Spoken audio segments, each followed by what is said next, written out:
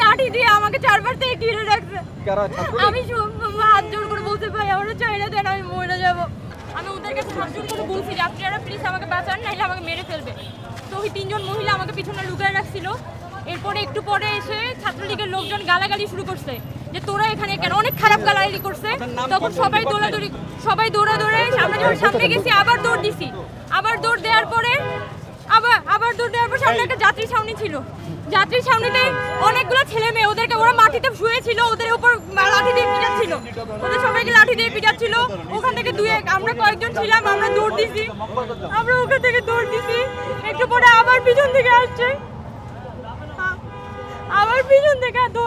দৌড়ে আসছে। একটু পরে আমি আবার দৌড় দিছি। আমরা টিচার্স কোয়ার্টারে ওখানে গেট বাজাচ্ছিলাম যে আপনারা খুলেন, ওরা খুলবে না, ওরা কেউ খুলতেছে না।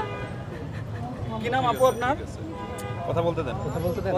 পরে আমি সুপারজিত স্বাধীনতা চত্বরের কাছে এসেছি, তখন অদিতি ছিল শামসুন্নাহর হলে। অদিতি পিছন থেকে ডাক দিছে। পরে আমি আর অদিতি অনেকক্ষণ ওখানে দাঁড়িয়েছিলাম। পরে দুইজন মিলে ও বলছে আপু চল শামসুন্নাহর হলে নিয়ে যাই। পরে দুইজন মিলে যখন ওখান থেকে হাঁটা শুরু করছি, একটু পরে দেখি যে একটা ছেলে সে লাঠি নিয়ে দৌড়ে এসে, ওরা সিদ্ধান্ত নিয়েছে ওরা মেয়েদেরকে মারবে না, ওরা লাঠি দিয়ে রিক্সার উপর একটা রিক্সাকে বাড়ি দিয়ে থামায় আমাদেরকে ওই রিক্সায় উঠাইছে। পরে আমরা যখন রিক্সা নিয়ে রওনা দিছি, পাশে অনেকগুলা ছেলেকে তারা লাঠি দিয়ে মারতেছিল। পরে আমরা ঢাকা মেডিকেলে চলে আসছি ওখান থেকে।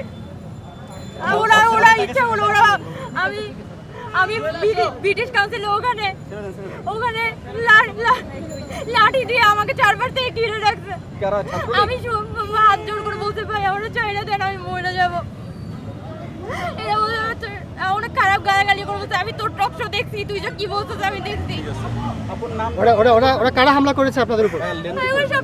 আমি তো দেখছি ছোট বাচ্চা, 5 বছরের বাচ্চা খুব খারাপ গালি দিয়ে বলছে এই ওরা তো পালাই যাচ্ছে। তখন পিছন থেকে কতগুলো ছাত্রলীগের ছেলে বলতেছে যে এই তোরা পালাইতে দিছস কেন, এইভাবে করে বলতেছিল।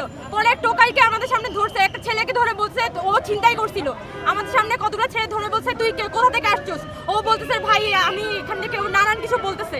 আমরা তো এগুলো দেখছি। ওই ছোট বাচ্চা আমাদের উপর হামলা চালাচ্ছে ইট পাথর।